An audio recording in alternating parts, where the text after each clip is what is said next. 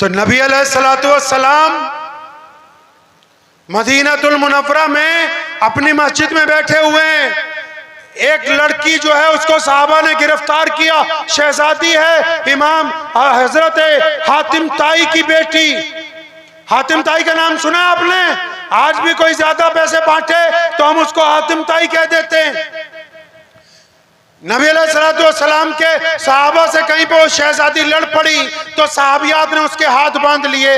उसको जब दरबार रिसालत में पेश करने लगे, सुनो मुसलमानों, ये बात भी नहीं पता होगी, जब उसको पेश करने लगे प्यारे पैगंबर ने दूर से देखा कि एक बेटी आ रही है और वो बेटी क्या कहती है कि मैं हातिम की बेटी हूँ और मैं सोच के गई थी कि मुझे क्यों पकड़ा, मैं जाके नौजुबिल्लाह ऐसे सवाल करूंगी कि मेरा जवाब नहीं आएगा।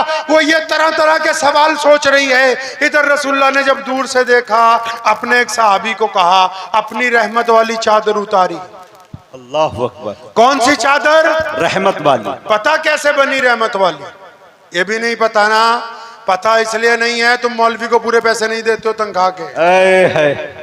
अपनी बात नहीं कर रहा हूं मैं, अच्छी क्लास। जो 5 वक्त के इमाम है, कितनी तनख्वाह है यहाँ मौलवी की जी? 5,000। 10,000। ड्राइवर की तनख्वाह कितनी होती है? 25,000। मजदूर दिन में कितनी दिहाड़ी लेता है?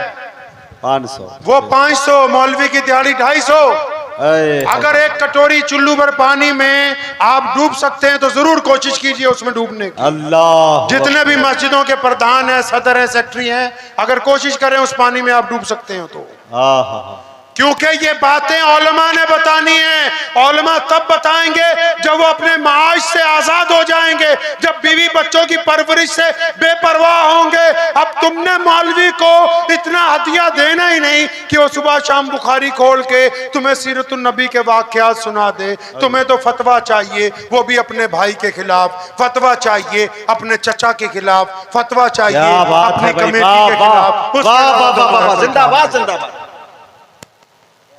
फतवा चाहिए ना जी। अच्छा, फतवा भी किसके खिलाफ चाहिए?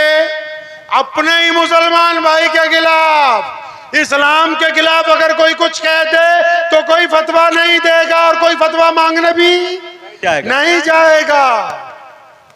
ये जो हमने इस्लाम का बंटाधार किया हुआ है, हम उस इस्लाम से हजारों मील दूर आ गए जो मोहम्मद रसूलुल्लाह का दीन है। पता ही नहीं कि इस्लाम है क्या। सुनो, उस बेटी को जब रसूलुल्लाह ने देखा, अपनी रहमत वाली चादर उतारी। कौन सी रहमत वाली चादर पता है भाई? नबी अलैहिस्सलाम ने जब मेराज पे जाना था, मेराज की जब शब होनी थी, तो जब हजरत जिब्रील अलैहिस्सलाम आए, अकेले जिब्रील नहीं आए, 70,000 फरिश्ते प्रोटोकॉल में खड़े किए गए। बुर्राक सवारी लगाई गई। तो नबी अलैहिस्सलाम के जब कमरे में जिब्रील दाखिल हुए तो देखा प्यारे पैगंबर सो रहे हैं। उन्होंने अल्लाह से कहा था, जिब्रील अलैहिस्सलाम ने, अल्लाह जी आपका प्यारा नबी सो रहा है, क्या इनको आवाज दे के उठाऊं? अल्लाह ने डांट के कहा, खबरदार, मेरे नबी को आवाज नहीं देनी, शायद वो आवाज ऊंची आवाज की वजह से उनको परेशानी हो जाए। फरमाया आवाज नहीं देनी। फिर जिब्रील ने पूछा, या अल्लाह दबा दूं, हाथ दबा दूं? अल्लाह ने क्या कहा? और फरमाया नहीं, मेरे नबी को हाथ नहीं लगाना। सारी दुनिया के शायरों ने, हमारे भाई बैठे हैं, क्या नाम आपका? असद आजमी। असद आजमी साहब ने नात पढ़ी। सबसे बड़ा एक शायर था हजरत शेख सादी। बेशक। नाते लिखता रहा, फाड़ता रहा, लिखता रहा। कहने लगा उस मुकाम तक नहीं पहुंचा कि रसूलुल्लाह के लिए कहूं क्या। आखिर एक दिन एक लफ्ज कहा, फरमाया अब मेरी तसल्ली हो गई। फरमाने लगे कि बाद अज खुदा बुजुर्ग तू ही है। फरमाया कि बस इतनी बात समझ आ गई कि अल्लाह के बाद अगर कोई है तो सिर्फ रसूलुल्लाह। बेशक बेशक बेशक बेशक। सुभान अल्लाह, सुभान अल्लाह, सुभान अल्लाह। तो नबी अलैहिस्सलाम सो रहे थे। जिब्रील ने कहा कि यार अल्लाह के नबी को हाथ लगाऊं। जिब्रील अमीन को अल्लाह ने कहा नहीं नहीं, मेरे नबी को हाथ नहीं लगा सकते। फिर जिब्रील ने पूछा था या अल्लाह आवाज भी नहीं देनी, हाथ भी नहीं लगाना, करना क्या है? मुसलमानों, नबी की शान देखनी है ना, तो आओ मेराज की रात को उम्मे हानी के उस कमरे में जहां नबी अलैहिस्सलाम तन्हा आराम कर रहे थे, जिब्रील को हुक्म हुआ था कि घूम के सामने आओ। अल्लाह जी किस तरफ? फरमाया मेरे नबी के पैरों की तरफ। पैरों की तरफ हो गए। इलाही अब क्या करूं? फरमाया घुटने जमीन पर लगाओ और फिर अपने होठ रसूलुल्लाह के तलवों से लगा दो। इनकी ठंडक से रसूलुल्लाह की आंख खुलेगी। ये मोहम्मद रसूलुल्लाह का। अल्लाह अकबर, माशाअल्लाह, सुभान अल्लाह, सुभान अल्लाह। अब जो बेटी आई, रसूलुल्लाह ने दूर से देख लिया कि उस बेटी के सर पर रुपट्टा नहीं है। प्यारे पैगंबर ने अपनी रहमत वाली चादर उतारी और एक सहाबी को दी। फरमाया दौड़ के जाओ उस बेटी के सर पर डालो। किसी सहाबी ने कान में छोटी सी बात कही, या रसूलुल्लाह आप अपनी चादर रहने दीजिए, वो काफिर की बेटी है, दुश्मन की बेटी है। आपकी चादर रहमत वाली चादर है, ताहा वाली चादर, यासीन वाली चादर, मुदस्सिर वाली चादर। नबी अलैहिस्सलाम ने जब ये सुना उस सहाबी से नाराज हुए। फरमाया आज तो कह दिया कि वो दुश्मन की बेटी है, कान खोल के सुन लो, बेटी सिर्फ बेटी होती है, वो अपनी हो या पराई हो, उसके सर पर मोहम्मदुर रसूलुल्लाह की चादर। क्या बात। और फिर जब हातिम ताई की बेटी के सर पे रसूलुल्लाह की चादर रखी, कहने लगी शहजादी कि मैं तो रोने लगी। और जब रसूलुल्लाह के करीब पहुंची, कहने लगी प्यारे पैगंबर, मैं तो नौज़ुबिल्लाह ये समझ रही थी कि आप मदीने की रियासत के हुक्मरान हैं, लेकिन खुदा की कसम आप तो पूरी दुनिया के दिलों के बादशाह हैं। मेरा ईमान कहता है कि आप अल्लाह के सच्चे रसूल बन के बेशक।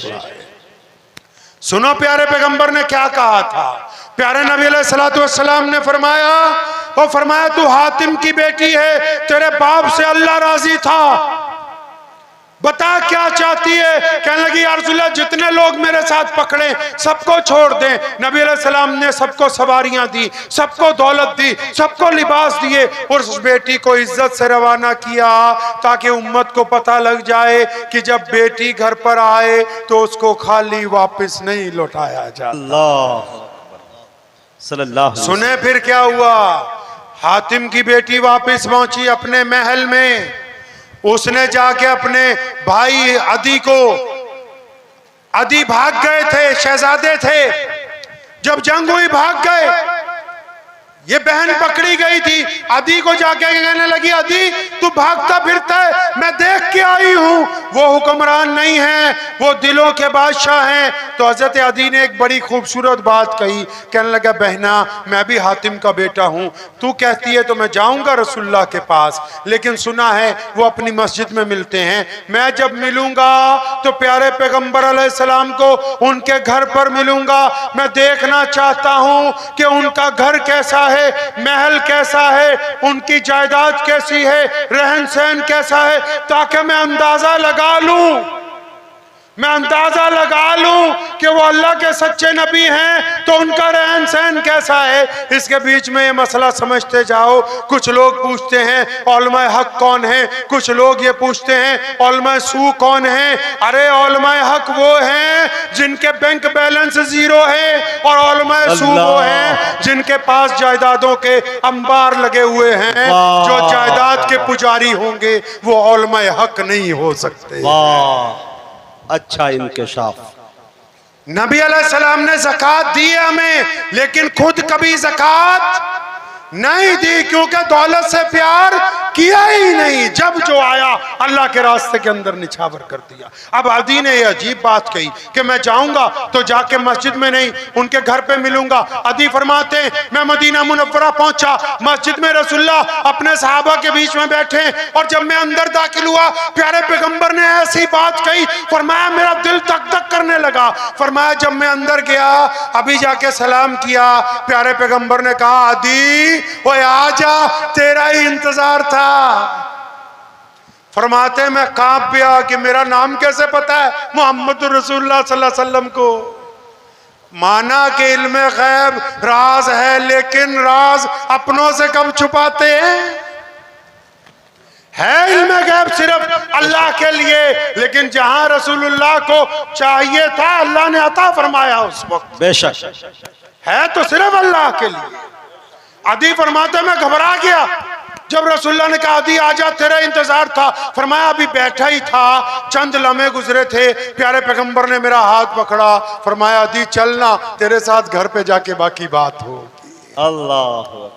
फरमाते मैं फिर घबराया कि नबी अलैहिस्सलाम ये भी जानते कि मैं तो इनसा घर देखना चाहता हूँ। अदी कहते हैं कि अभी मस्जिद नबी से बाहर निकले, सुनो मुसलमानों, मस्जिद नबी से जब बाहर निकले तपती हुई धूप है, एक औरत भागती हुई आई, पगली औरत, सिदरी औरत, जैसे गांव में एक आधा बच्चा पागल होता है ना जी, एक आधा बूढ़ा, एक औरत, कोई ना कोई होता है हर एक गांव में एक दो लोग। तो एक ऐसे औरत जो दिमाग जिसका कम था वो दौड़ती हुई आई, या रसूलल्लाह रुक जाइए, या रसूलल्लाह रुक जाइए। नबी अलैहिस्सलाम रुक गए। उसने करीब आके कहा या रसूलल्लाह मुझे आपसे अलग बात करनी है।